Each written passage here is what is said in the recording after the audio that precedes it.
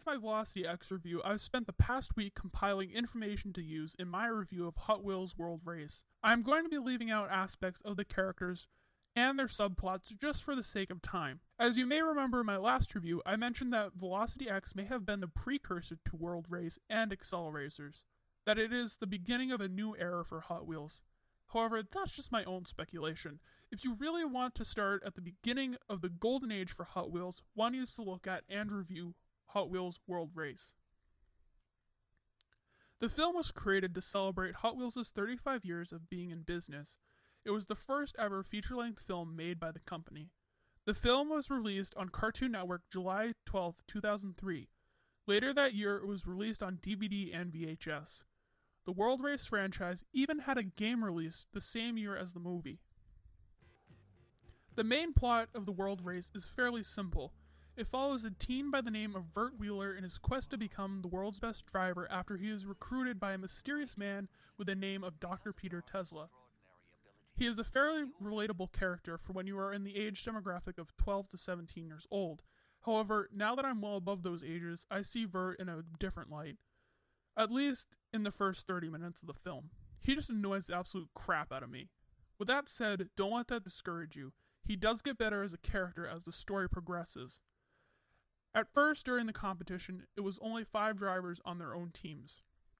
Vert, Kurt, Kadeem, Taro, and Banji are the first ones to go on Highway 35, which you can only reach at certain locations in the world and only when you go 300 miles per hour. They are then made team captains and told that they can get $5 million if their team wins. Vert is the leader of the Wave Rippers, Kurt is the leader of the Street Breed team, Kadeem is the leader of the Dune Rats, Taro is the leader of the Scorchers, and Banji is the leader of the Road Beasts. Each team has a special ability. The Wave Rippers have jump jets, allowing them to surf the air. The Street Breed team has robotic cameras that can be used to map out the track, giving them great precision. The Dune Rats are able to drive through the deepest of sands. The Scorchers can drive through the heart of a volcano, and the Road Beasts are able to cut any obstacle out of their way. Tesla was thought by many to be the antagonist of the film, with his cold and uncaring nature and desire to get the Wheel of Power for unknown reasons. But it's later revealed that a woman by the name of Glorum is the villain along with her robotic agents from the Clip organization. The drivers in Tesla are in a struggle against her and a mysterious driver by the name of Z36 to get the Wheel of Power at the end of Highway 35. It is later revealed that Z36 is actually Kurt Wilde, the leader of the Street Breed team. Glorum used his distrust against Tesla to her advantage, and that's how she got him to team up with her for the majority of the film. He is disqualified for obvious reason, and a character named Dan Dresden is named the new leader for the Street Breed team. Eventually, Kurt goes back to the protagonist side after it's clear that Glorum wants drivers dead, just so she can gain the Wheel of Power. Kurt's brother Marky is put in danger, and Kurt calls it quits after that. He only joins the racers once again when he finds out Glorum is actually a robotic being from the same dimension that the racers are going into. After Vert gets the Wheel of Power, he brings it back to Dr. Tesla, who hands his teammates $5 million via Gig, who is his companion. The drivers are not impressed because they want to keep racing on Highway 35, but can't due to the wheel being on Earth. They barge into his lab demanding to race. While doing so, the wheel causes a power surge that blew every fuse in North America. Tesla restores power to the complex and also states why he wanted the wheel in the first place, to benefit humanity with an alternate energy source. Meanwhile, Glorum is outside of the complex getting ready to attack the drivers and get to the wheel for herself. It is then that Vert remembers a saying from one of the tablets Tesla translated during his research of Highway 35. What you receive, you must give back. The wheel is simply too dangerous to keep outside of Hot Wheels City. Tesla agrees to let them take the wheel back to avoid doing any more damage. Glorum is waiting for them as they race to the portal.